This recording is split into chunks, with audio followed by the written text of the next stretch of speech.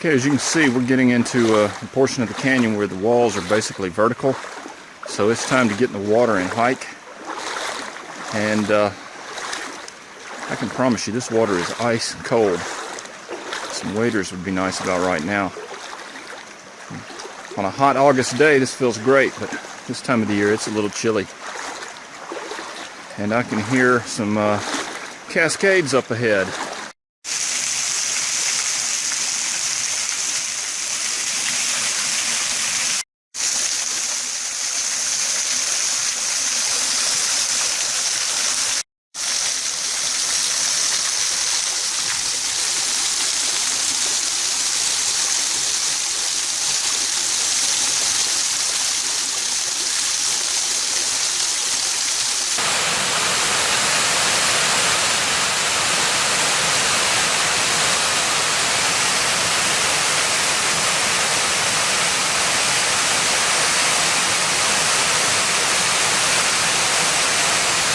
Okay, today I was going to talk a little bit about water purification and filtration. I like to travel light, and a lot of people use mechanical water filters. I have one. I have an MSR Sweetwater, but to be honest, I don't use it that much. I only use it when I'm in a canoe or a boat or a kayak where weight doesn't matter. If I'm on foot like I am today, I tend to not carry it. They're big, they're bulky, they can break, and they can also freeze. If you get out in cold weather, you've pumped a lot of water through it, the filters are wet, you go to sleep, you wake up the next morning, they're frozen. So I tend to use chemical purification. My favorite method is Aquamira. It's basically a binary solution. You mix two different chemicals together, you put a certain number of drops, mix it in the cup, and then pour it in your water, and you're good to go. It's very light, it's very cheap, lasts a long time, and it's never let me down. I've never gotten sick using it. Now, one thing that most people don't realize if you're going to use a chemical method of water purification is that you need to get rid of the floaties in your water. And I see a lot of people talking about filtering through a bandana and what have you, and that's better than nothing. But it's very important to get the water as clean as possible before you attempt to filter it or to purify it with chemicals. The reason being, the more particulates that are in the water, the more chemicals that you have to use and the longer it's going to take. So the more you can get out, the better. I'm using a Millbank bag today, and this is a piece of British equipment, and basically it's a canvas sack, and this dates back to I think World War II. I've got one that is dated 1942. This one is a modern one. It has a NATO stock number on it. But basically, this is a canvas sack, and it's shaped sort of like a Christmas stocking. The thing is this is a very, very dense canvas, very dense. And basically, what you do is you soak it in water to permeate it with water, fill it up to the top, right here, with creek water or whatever you're going to get the particulates out of. You let it drain down to the line. There's a black line on the bag. And once it's drained down to the black line, then you start catching the drip with your canteen or whatever you're going to hold your water in and purify it. I really like Millbank bags. They're almost impossible to find in the States. I buy mine directly from the UK off of people on eBay. They're kind of hard to find, but they'll last forever. These things are really good. There's nothing to break, nothing to go wrong, nothing to lose. You can roll them up. In World War II, the British soldiers over in Malaya, they would simply carry them in their pocket. They'd fold them up, put them in their pocket, their pants pocket or what have you. When the bag starts to get dirty, let's say you filtered a lot of muddy water through it, basically all you have to do is turn the bag inside out and wash it out, and it's as good as new. When you first get one of these bags, the canvas is woven so tightly that it really becomes a water bucket, and it can be very difficult to get any water to flow through the tip at all when they're new. A little trick that I learned off a guy in the UK was to put it in your washing machine and put it through a cycle in the washing machine. The idea is you want to crumple it up. Basically, to use the bag, you simply immerse it in water, crumple it up, get it good and saturated, fill it up, and then hang it and let it drip. And once it gets below the black line, start catching it. And that's it.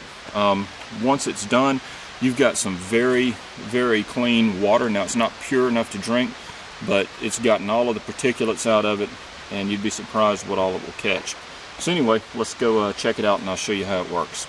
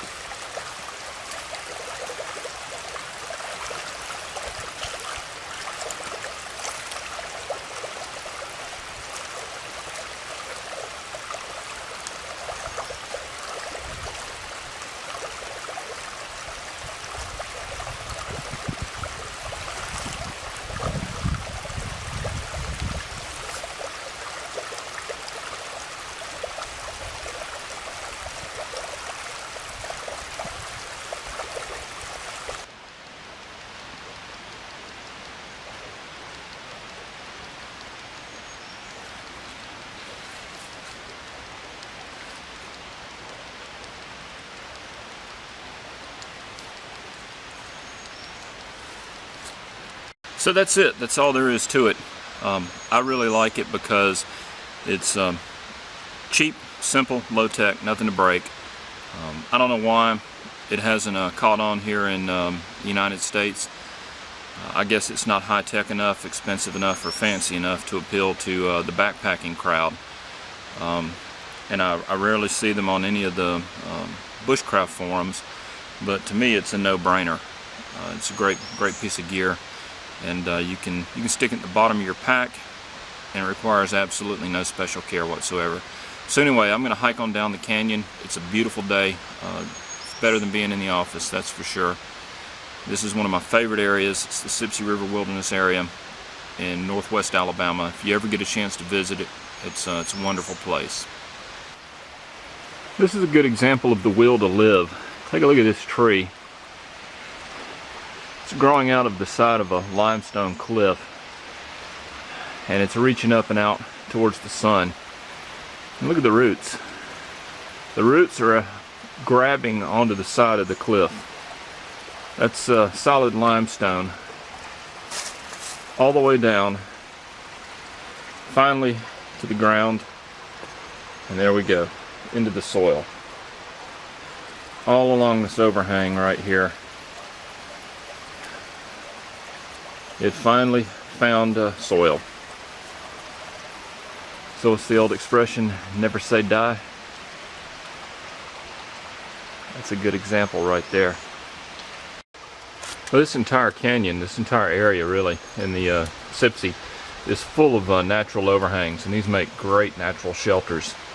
One thing you do have to keep an eye on is making sure that you're not going to get dripped on if you camp underneath one of these. But with this, you can simply roll out your bedroll, your pad, whatever you use, and have instant shelter. You can stack up rocks. You can build a little rock wall to shield you from the wind. It really makes for a handy way to camp. Most of the time in the summer, I'm not going to carry a tent, and I'll just carry a small tarp just in case I need to set it up to keep wind and rain from blowing in on me. But these overhangs are great. They're nice and cool, and very sheltered, even from the harshest storms. Well, these are the first tracks, basically, that I've seen. These are hog tracks. This area is full of wild hogs, and you can see he's walked right down the side of the creek here. He picked the same route that I did, as a matter of fact. And then I guess into the water. And on up the creek somewhere. Be nice to see a few, but so far I haven't. There's a lot of odd things that you run across out in these old woods. For instance, there are remains of old steels out here. You can tell people have been using this area for a long time. But here's something that's really interesting. I don't know if this is a grave marker of some sort. But basically, as you can see, it's a piece of limestone that is stood up on end, and it was, you can see an old tree had actually grown up next to it, so it's been there quite a while. And the odd thing is, this is not a natural outcropping. I don't know if you can see that, but that rock is not in there that solidly. You could kick that over if you wanted to, and there's really not a lot of rocks in the general area. None that are sticking up like that.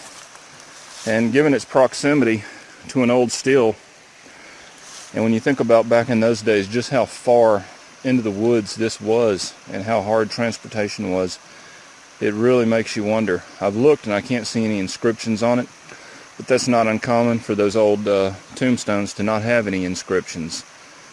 But anyway, who knows? Woods hold a lot of secrets, and some of them they're just going to keep to themselves.